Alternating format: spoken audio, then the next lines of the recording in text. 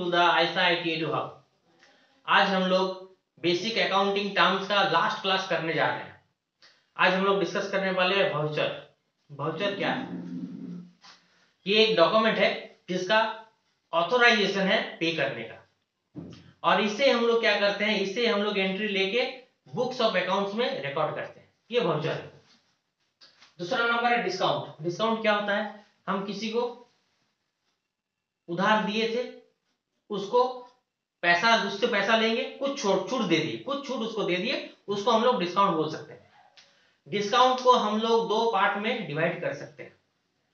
हमने इसका two types होता है, एक होता है ट्रेड डिस्काउंट और एक होता है कैश डिस्काउंट। ये देखिए यहाँ पे डिस्काउंट का दो पार्ट में हम डिवाइड कर सकते हैं, trade discount and cash discount. Trade discount क्या होता है? ये जब मैन्युफैक्चरर क्या करता है, होलसेलर को, डिस्ट्रीब्यूटर को, इन लोगों को जब डिस्काउंट देता है, किस लिए? कि मेरा प्रोडक्ट जल्दी निकल जाए, जल्दी सेल हो जाए, इसलिए जो डिस्काउंट दिया जाता है वो है ट्रेड डिस्काउंट। इसका क्या होता है? कैटलॉग प्राइस या लिस्ट प्राइस के ऊपर एक फिक्स्ड परसेंटेज होता है, उसके ऊपर ये डिस्काउंट दिया जाता है। और ये जो होता है आपका, ये डिस्काउंट का अमाउंट हम लोग बुक्स ऑफ अकाउंट्स में कभी भी रिकॉर्ड या दिखा नहीं सकते, रिकॉर्ड नहीं कर सकते या दिखा नहीं सकते। जितना अमाउंट होता है एक्चुअल अमाउंट, उससे ट्रेड डिस्काउंट का अमाउंट माइनस करने के बाद, हटा देने के बाद, बाकी अमाउंट को हम लोग क्या कर सकते हैं, बुक्स ऑफ अकाउंट्स में दिखा सकते हैं। उसके बाद आता है कैश डिस्काउंट। ये किस टाइप का डिस्काउंट है? सोचिए हम लोग किसी को उधार गुड्स बेच दिए हैं, अब वो पैसा हमको जल्दी रिकवरी करना है, जल्दी हमको इमीडिएट चाहिए, तो हम क्या करते हैं, कुछ दिन का समय देके उसको 2%, 3%, 5% डिस्काउंट दे दिए कि मेरा उधारी का पैसा जल्दी रिकवर हो, रियलाइज हो। तो उसके लिए जो डिस्काउंट हम लोग देते हैं वो होता है कैश डिस्काउंट। इस डिस्काउंट को हम लोग क्या कर सकते हैं, बुक्स ऑफ अकाउंट्स में दिखा सकते हैं। अगर हम दे रहे हैं डिस्काउंट तो मेरा होगा क्या, डिस्काउंट अलाउड, और जो रिसीव कर रहा है डिस्काउंट उसका होगा डिस्काउंट रिसीव्ड। उसके बाद आता है गुड्स एंड सर्विसेज टैक्स। ये क्या है? ये एक इनडायरेक्ट टैक्स है। गुड्स एंड सर्विसेज टैक्स एक इनडायरेक्ट टैक्स होता है। जैसे पहले क्या था, एक्साइज ड्यूटी था, सेल्स था, या सीएसटी बोल सकते, सेंट्रल सेल्स टैक्स, वैट था एंड सर्विसेज टैक्स था। ये सब पहले था। अभी ये सब मार्च होके, ये सब रिप्लेस्ड होके जीएसटी आ गया है, one nation one tax, GST, जो गुड्स एंड सर्विस सप्लाई के ऊपर, सर्विस रेंडर अगर करेंगे उसके ऊपर, या गुड्स सेल करेंगे उसके ऊपर ये चार्ज होता है। इसका 5 स्लैब होता है, तो आगे हम लोग डिस्कस करेंगे। उसके बाद होता है एंट्री। क्या होता है? कुछ भी ट्रांजैक्शन हो, कोई भी ट्रांजैक्शन हो या कोई भी इवेंट हो, तो जो ट्रांजैक्शन और इवेंट हम लोग क्या करते हैं, रिकॉर्ड करते हैं बुक्स ऑफ अकाउंट्स में, उसको हम लोग बोल सकते हैं एंट्री। क्लियर?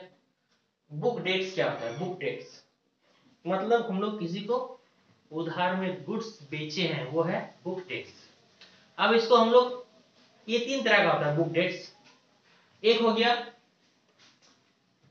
गुड डेट्स, दूसरा हो गया डाउटफुल डेट्स, तीसरा हो गया बैड डेट्स। कैसे होता है? सोचिए, गुड्स बेच दिए किसी को, एक्स वाई जेड, किसी को, एक्स को बेचे 5000 में, वाई को भी बेचे 5000 में, जेड को भी बेचे 5000 में। अब तीनों को समझाएंगे। गुड डेट्स समझ लीजिए, जो ए है उसको हम लोग 5000 में गुड्स उधारी में बेचे हैं, उसको हम लोग 3 महीना समझ दिए।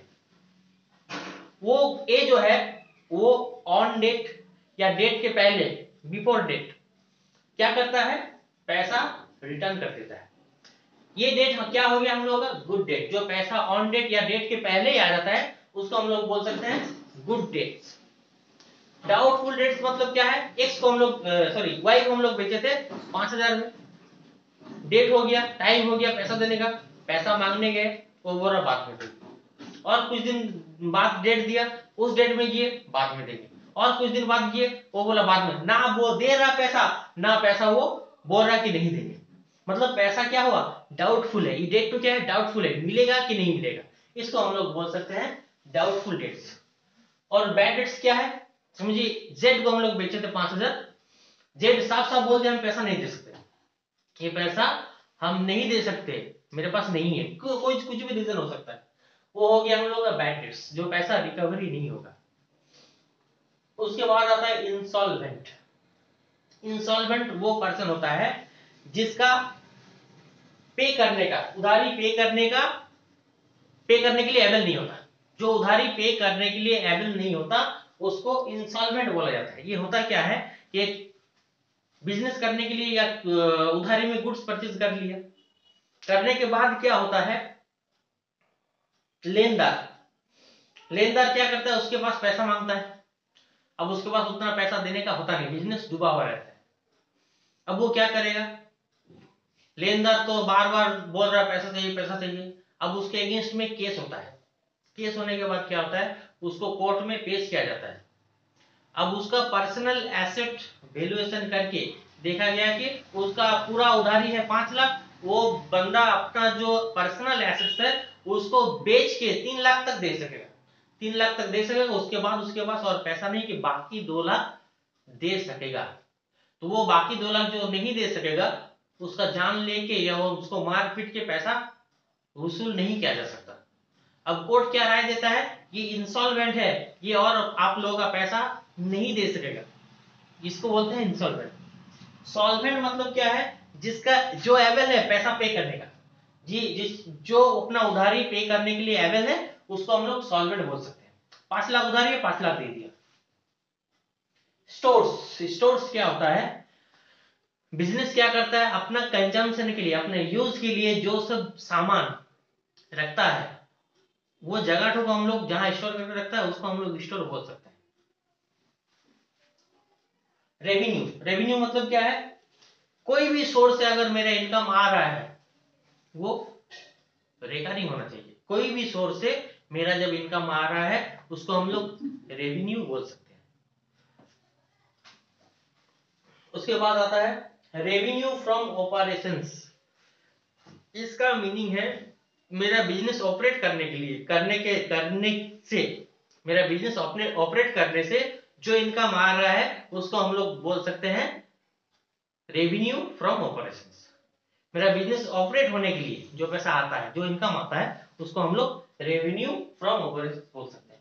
एंटिटी, एक एंटिटी या बिजनेस एंटिटी क्या होता है, जो लोग इनकम करने के लिए फॉर्म होते हैं, जो लोग इनकम करने के लिए या अर्निंग करने के लिए फॉर्म होते हैं उन लोगों को हम एंटिटी बोल सकते हैं। जैसे टाटा बिरला हो गया, जियो कंपनी हो गया, ये सब और भी बहुत सारा, बाटा होगा, एलजी होगा। टर्नओवर, टर्नओवर क्या होता है, देखिए पूरा साल का अगर सेल्स को हम लोग एग्रीगेट करेंगे, मतलब एक साथ जोड़ेंगे, तो हम लोग उसको टर्नओवर बोल सकते हैं। 1 महीने का या 6 महीने का सेल्स को हम लोग टर्नओवर नहीं बोल सकते। टर्नओवर मतलब पूरा साल का इकट्ठा टोटल सेल्स को हम लोग टर्नओवर बोल सकते हैं। लाइफ स्टॉक क्या होता है, लाइफ स्टॉक, लाइफ स्टॉक होता है डोमेस्टिक एनिमल्स। बिजनेस में बहुत नहीं होता, कैटल्स होता है, हॉर्सेस होता है, ये सब बिजनेस में उन लोग होता है। ये स्टॉक क्या है, लाइफ स्टॉक। और लास्ट आता है इन्वेस्टमेंट। इन्वेस्टमेंट क्या आता है, इन्वेस्टमेंट बिजनेस का फंड्स को ग्रो करता है, इंक्रीज करता है, वो इन्वेस्टमेंट। ठीक है, आई होप आप लोगों को समझ में आ गया। Thank you so much.